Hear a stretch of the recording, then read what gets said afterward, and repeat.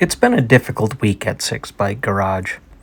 To start with, I still hadn't received my $13 replacement regulator, so I reached out to check the status of the order.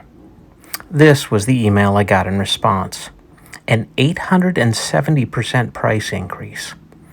So I fell back to Plan B and ordered a used part from eBay. I picked a cheap one that had some dodgy wiring because I only needed the regulator, and I hoped and I prayed that this one would be good. While waiting for that to arrive, and since they were already off, I decided to have a look at the carbs. I drained each of them into a measuring cup and confirmed they all had approximately equal amounts of fuel.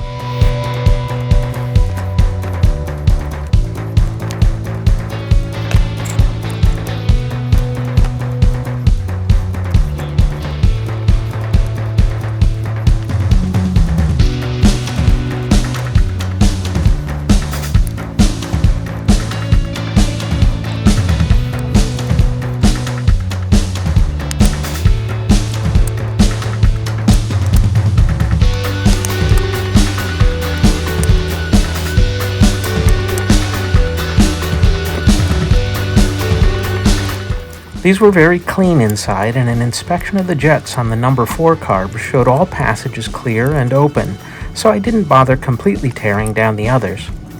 Truth be told, while I was working on the carbs, the eBay alternator showed up, and I was anxious to see if the new regulator was going to work, so I switched gears and set to swapping it out.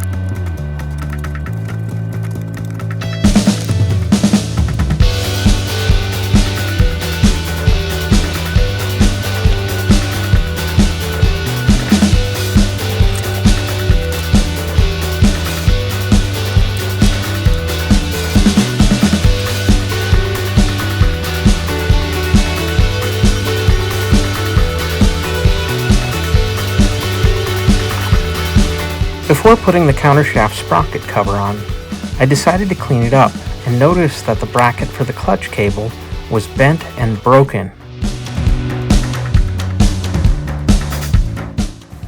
So I cleaned that up,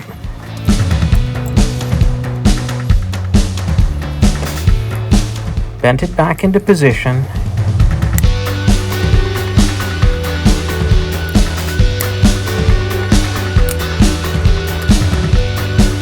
and used some JB Weld to epoxy the broken parts back together.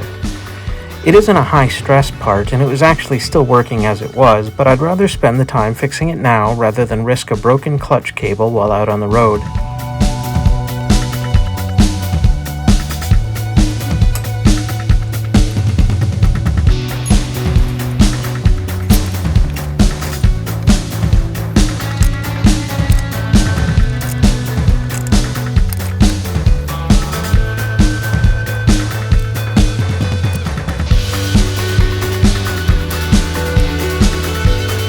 I was eager to hear it run again and find out if my charging system was going to work. Okay, got the umbilicus hooked up again, got the cranking battery, got the carbs back on, clutch cover back on,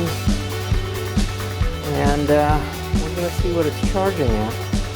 I'm just going to say a quick prayer here. God, I know you are the God over big things and small things, and in the grand scheme of things, whether this thing is charging at the right rate is a pretty small thing. But I pray, God, that it would be your will, that we would see a number between 13.5 and 14.5 on the voltmeter.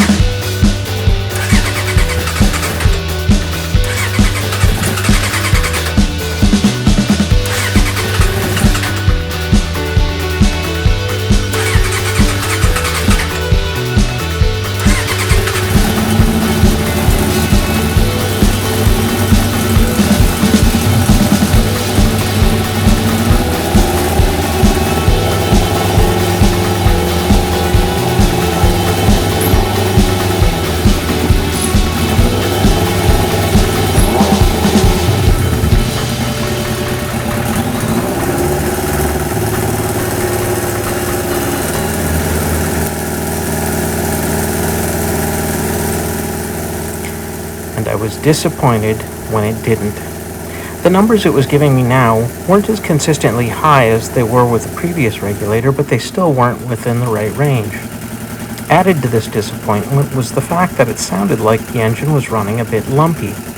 I gave the headers a quick spray with water to try and help assess what was going on, and I found that cylinders 2 and 3 were running significantly cooler than 1 and 4.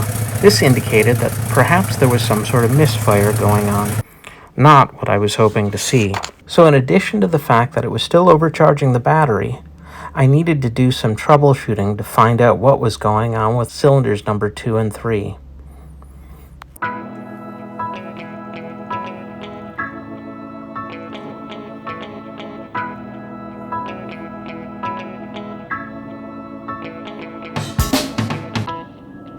Thanks for watching.